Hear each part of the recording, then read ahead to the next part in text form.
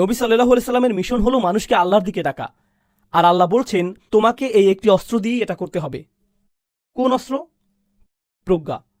আর আসলে এখানে সাথের মানে হলো তোমাকে প্রজ্ঞার সাথে করতেই হবে, অর্থাৎ মানুষকে ডাকার পদ্ধতি সম্পূর্ণ প্রজ্ঞার সাথে অবশ্যই হতে হবে। একই সাথে তাদের ডাকার সময় যা যা বলবে সেটাও প্রজ্ঞাপূর্ণ হতে হবে। যেভাবে ডাকবে সেটা যেমন প্রজ্ঞাময় হতে হবে, তেমনি যা বলে ডাকবে সেটাও প্রজ্ঞায় পরিপূর্ণ হতে হবে। দেখুন, যেহেতু আমি একজন মনোবিজ্ঞানের ছাত্র আর এখানেও মনোবিজ্ঞানের কিছু বিষয় আছে, তাই সেটা বুঝিয়ে বলছি। আমি যদি আমার বাচ্চাকে কথা শুনতে বলি, তবে কয়েকভাবে তাকে বলতে পারি এখানে আসতে কিংবা এখানে বসতে। ঠিক কিছু কিছু বাবা মারা জানেন আমি কি বলতে চাচ্ছি। তো আপনার সন্তান যদি দুষ্টুমি করে বা কথা না শুনে আর আপনি চান যে সে চুপ করে বসুক, কয়েকভাবে বলতে পারেন। পৃথিবীর নির্দিষ্ট দেশের মানুষ হলে আপনি একভাবে করতে পারেন, যেমন তার দিকে অগ্নিশর্মা দৃষ্টি দিয়ে বলতে পারেন এই, আর এটাই যথেষ্ট। ঠিক, বা আপনি যদি মা হন তবে বলতে পারেন তোর বাপকে আজ জানাচ্ছি, অপেক্ষা কর। সেটাই ছেলেবেলার জন্য যথেষ্ট, একদম যথেষ্ট। মানে আখিরাত মনে করিয়ে দেবার জন্য ছেলের জন্য সেটাই যথেষ্ট, সে চুপ করে যাবে। ঠিক, কিন্তু জানেন কি, বাচ্চা যদি এখন আপনার কথা শুনেও থাকে, সে বুঝে নিয়েছে যে শুধুমাত্র যখন কোনো শাস্তির ভয় থাকবে তখনই কথা শুনতে হয়। ঠিক, তাই শাস্তির ভয় না থাকলে আমার কিসের দরকার নেই? কথা শোনার দরকার নেই। এখন আমার যদি প্রজ্ঞা থাকে তাহলে আমি ভাববো আমি কি এমন করতে পারি যাতে যখন থাকবো না তখনও আমার বাচ্চাটা দুষ্টামি না করে ভালো হয়ে থাকবে। তখন এটা শুধু নির্দেশ দেওয়া হবে না, বরং প্রজ্ঞার সাথে যোগাযোগ সম্পর্ক তৈরি করবে। এটাই প্রজ্ঞা। ধরুন আপনারা স্বামী স্ত্রী ঝগড়া শুরু করলেন, এটা শুধু ম্যানচেস্টারেরই সমস্যা না, সবখানেই এমন। আপনারাই শুধু বিপদে না।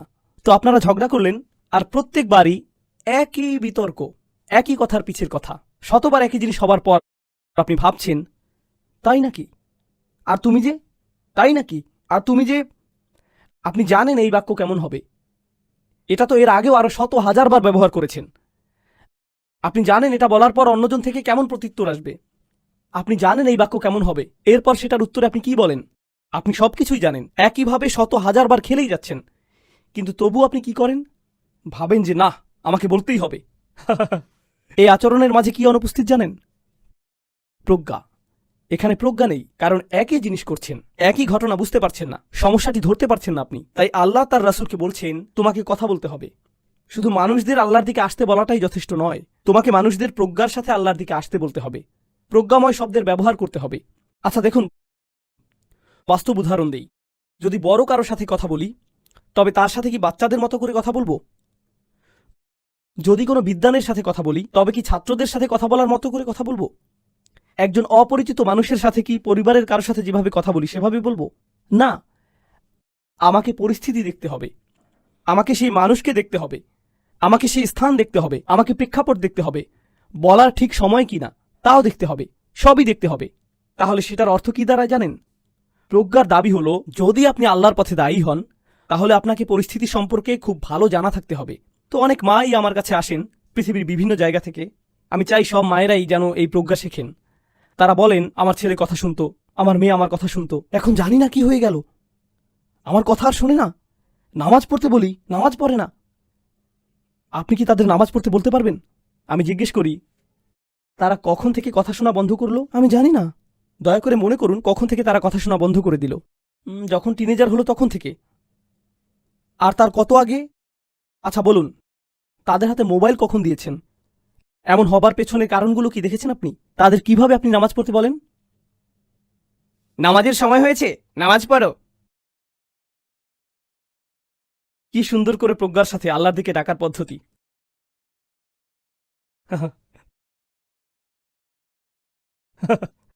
অথচ নামাজ তো আল্লাহর সাথে মানুষের যোগাযোগের সবচাইতে সুন্দরতম মুহূর্ত হবার কথা ছিল। কিন্তু এখন যখনই কেউ নামাজের কথা বলে, বাচ্চা তার মায়ের চেঁচামেচি শুনতে পায়, এরপরই যেন আজানের শব্দ শোনে, বরঞ্চ যেন সে আজানের মাধ্যমে আল্লাহর ডাক শুনতেই পায়নি, মাথার ভেতরে মায়ের চেঁচামেচি বাজতে থাকে। এখন সে নামাজ পড়ে না বিরক্তির কারণে, আল্লাহর উপর বিরক্তি না, তার মায়ের উপর। তখন মা মনে মনে ভাবে আমি যদি আরেকটু চিল্লাচিল্লি করি তাহলে হয়তো কাজ হবে। উদউ ইলা সাবিলি রব্বিকা বিল হিকমা, এটা তো একটা মৌলিক দাবি। আচ্ছা কল্পনা করুন যে এই লোকগুলো, আপনারা যদি কিছুই না জানেন, আমার অনেক আরব বন্ধু আছে, যদিও যা বলতে চাচ্ছি তা বলা ঠিক নয়, তবুও বলি আমার আরব বন্ধুরা তারা এতই একগুঁয়ে, উফ, আমি তো ভাবতাম শুধু পাঠানরাই এমন।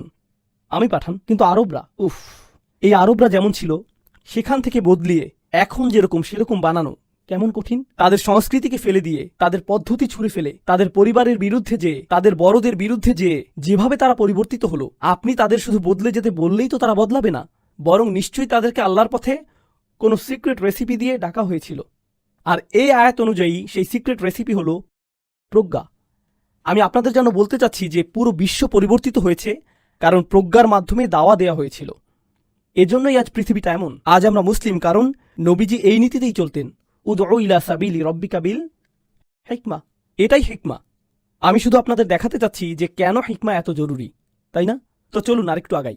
আচ্ছা, এখন এটাকে বলে মাক্কি কালানুক্রম। সহজ ভাষায় বুঝিয়ে বলছি, কোরআনের ভেতর 2 ধরনের সূরা আছে, ঠিক? আপনারা বলতে পারবেন সেগুলো কি? 2 ধরনের সূরা।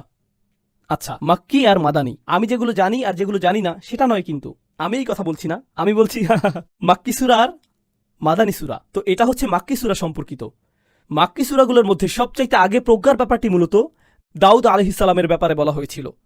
বিস্তারিতভাবে পরে বলবো, কিন্তু এখন আপনাদের শুধু ধারণাটি দিচ্ছি, শুধু আপনাদের চিন্তায় ধারণাটা দিতে চাচ্ছি। তো আল্লাহ তাকে বললেন, আল্লাহ তার রাজত্ব শক্তিশালী করলেন। এরপর তাকে আল্লাহ বললেন, আমি তাকে প্রজ্ঞা দিয়েছিলাম। এরপর আল্লাহ বললেন অফাসলাল খিতাব, আর আমি তাকে সিদ্ধান্তমূলক কথা বলার পদ্ধতিও দিয়েছিলাম। তিনি বক্তৃতায় খুবই ভালো ছিলেন। অন্যভাবে বললে তার প্রজ্ঞা তার কথা বলার পদ্ধতির মাধ্যমেই প্রকাশিত হচ্ছিল। তাই মনে মনে আপনি প্রজ্ঞাবান, সেটা একটা জিনিস, কিন্তু যখন আপনি আপনার মুখ খোলেন তখন শুনে মূর্খ মনে হয়, অথচ আপনার মনে প্রজ্ঞাময় শোনাচ্ছিল। এমন কি কখনো হয়েছে? আমার সাথে তো প্রায়ই হয়। আমার নিজের মাথায় সেটা খুবই ভালো শোনাচ্ছিল, কিন্তু সেটা এখানে আসতে আসতে, সেই কথা এখান থেকে এখানে আসতে আসতে অনেক রাস্তাঘাট পাড়ি দিতে হয়, ঠিক? তাই যখন কথাটি বের হয় শুনে মনে হয়, আরে আমি তো এটা বোঝাতে চাইনি। অনেক সময়ই এমনটা হয় যে মানুষ তার নিজের ধারণাটি ভালোভাবে অন্যকে বোঝাতে পারছে না। আল্লাহ বলছেন যে তিনি দাউদ আলাইহিস সালামকে শুধু প্রজ্ঞাই দেননি, বরং তাকে সেটা ভালোভাবে বহিঃপ্রকাশ করার ক্ষমতাও দিয়েছিলেন, অত্যন্ত কার্যকরীভাবে। এটাই হলো অফাসলাল খিতাব, ঠিক আছে? তো এটা ছিল প্রথম। আপনারা দেখতে পাচ্ছেন যে দ্বিতীয়টি হলেন ঈসা আলাইহিস সালাম।